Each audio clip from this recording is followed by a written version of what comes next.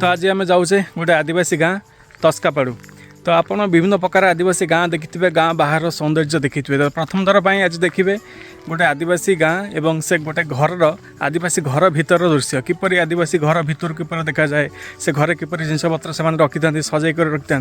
गोटे आदिवासी घर भीतर दृश्य आज आप देखिए। तो चैनल को शेयर करूँ, सब्सक्राइब करूँ, लाइक करूँ और सांग मैंने शेयर करूँ और चैनल को सपोर्ट करूँ।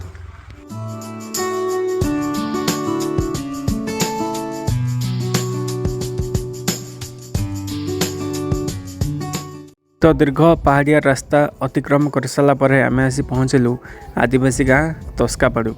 तो यही गाँव में आम गोटे लोकाल बॉय घर को जावा देखा घर भीतर दृश्य कौन हो।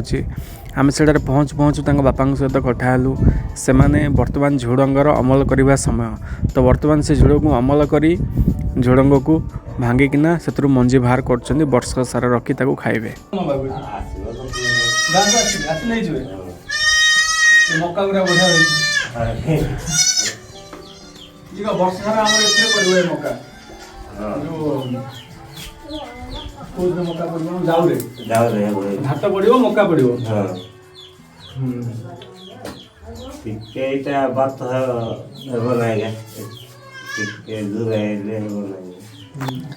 से घरे पहुँचु पहुँचु से हाथ तैयारी जाऊ तैयारी करी आमको स्वागत कले। मांडिया जाऊ, देसी मांडिया जाऊ। चलो बढ़िया से सजैच ये घर को, बढ़िया से सजैच ऊपरटा पूरा बढ़िया से सजा से मैंने यही घरे घर ताजा उपर यही विभिन्न प्रकार बर्तन हांडी कड़े को बहुत भल भाव से मैंने सजाई रखी था। ये घर मान सुंदर भाव बासन कुसन सब सजाई रखी था। एमानकर यही लंबा लंबा घर होता है, पूरा लंबा रेक्टांगल भाया होता है। एवं यही जो हांडी देखुं रोसई घर ए सब जाऊ करती, जाऊ सब सब हांडी स्टोर होना जाऊ थाए। एवं यापर बारीपटे टॉयलेट रहा सहित विभिन्न प्रकार पशु जमी छेली कुकुड़ा गाई मान को एमाने यहीपरि बारीपटे पालन करती।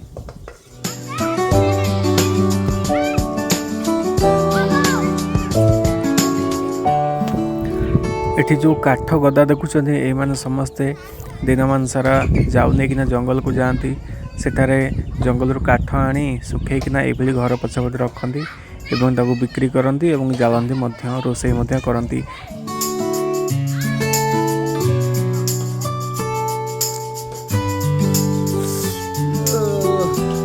घर सब देखुं झाटीमाटी घर बहुत कष्ट से तैयारी करता। गवर्नमेंट पाखु सरकार पाखु जो साहाय्य मिले से साहाय्य को लेकिन एम छोट घर ये तैयारी करती और से समस्ते परिवार सहित रुहति।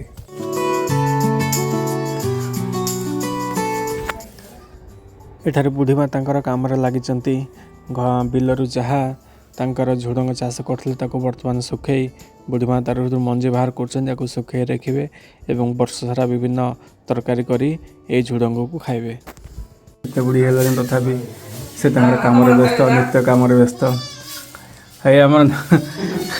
आम किरण आम आत फल आइलानी कौन एटा आत ना कौन कहते सीताफल सीताफल पाची कौटा एटा पूरा पाची जाइए सीताफल। चलो ये तो नेचुरल जिनस माटी कणार ये तो सब नेचुरल जिनस सांगे सांगे गचर तोड़ा होना आसला इमिडिएट या कार्पेट देकिना पचा है डायरेक्ट इमिडिएट गचर आसला आखु खिया हम डायरेक्ट पूरा नेचुरल शुद्ध खाद्य।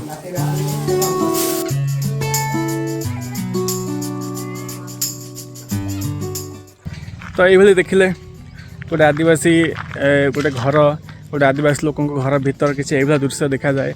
तो ये से जिनस को ये सजाइकिना रखी था घर सब ये लंबा लंबा घर आम जमी सेपटे स्क्वायर घर रेक्टांगल घर थाए आंकर पूरा लंबा लंबा घर तेलुगु स्टाइल जेहतु तेलुगु एरिया पाखापाखि रायगढ़ तार इन्फ्लुएंस से अच्छी।